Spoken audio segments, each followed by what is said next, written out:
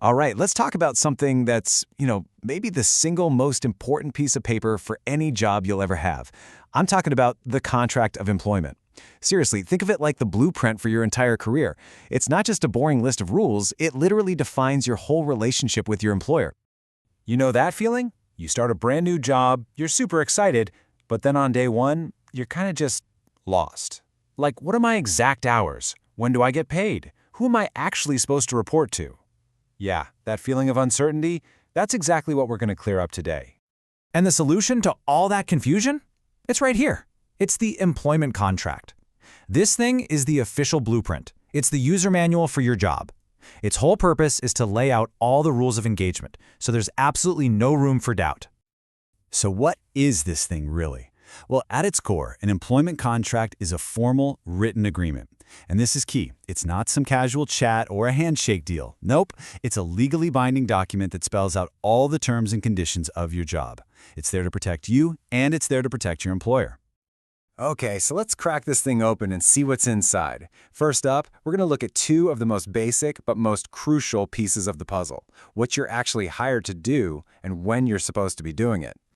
First thing you'll see is your designation or category. Sounds a bit formal, right? But what's so interesting here is that it's way more than just a job title.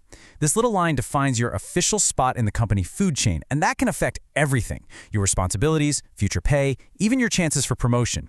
It basically tells you exactly where you stand. And just as important is clarity on your time. Your contract has to state your normal hours of work. It doesn't matter if it's a classic 9 to 5 or shift work or something more flexible. Getting this down in writing is what stops any confusion later on about expectations, especially when you start talking about overtime. All right, let's get to the good stuff. Let's talk money. This next bit of the contract is all about your compensation. And we're not just talking about your next paycheck, but also what's being put away for your future. So here's the absolute bottom line. Your rate of pay has to be spelled out, crystal clear. No guesswork, no assumptions. The contract needs to say exactly if you're getting an annual salary, a weekly wage, or an hourly rate. That way there is zero surprises when payday rolls around. And speaking of the future, the contract also has to cover your superannuation benefits. Now, if you're not familiar, just think of it as a retirement savings plan. Your employer actually contributes money for you. The contract should lay out all the details of this really important long-term benefit because it's all about securing your financial future down the road. You know, a great job isn't just about the work itself, right? It's also about having the time to rest, to recharge your batteries, and even to grow as a professional. And guess what? The next part of the contract is all about that. A lot of contracts will mention a probationary period, and that can sound a little scary, but it really shouldn't be a time of just waiting and worrying. It's actually a structured process. It kicks off with an initial assessment of how you're doing, then you'll have formal reviews to get feedback. And remember, this is totally a two-way street. It's a chance for you and the company to make sure it's a good fit, hopefully leading to you being fully confirmed in the role. And there's more. Beyond probation, your contract has to lay out your other key entitlements. We're talking about things like any official training you'll get, your rights to different kinds of leave, sick days, vacation time, and which public holidays you get off. These aren't just perks, they are your guaranteed rights. Okay, so we've gone through what's inside the contract. But now I want to zoom in on something that's maybe the most critical detail of all, something that holds everything else together. The fact that this has to be a written document. It can be on paper, it can be digital, but it has to be in writing. And let me be super clear here. This is not a suggestion. It's a flat-out requirement.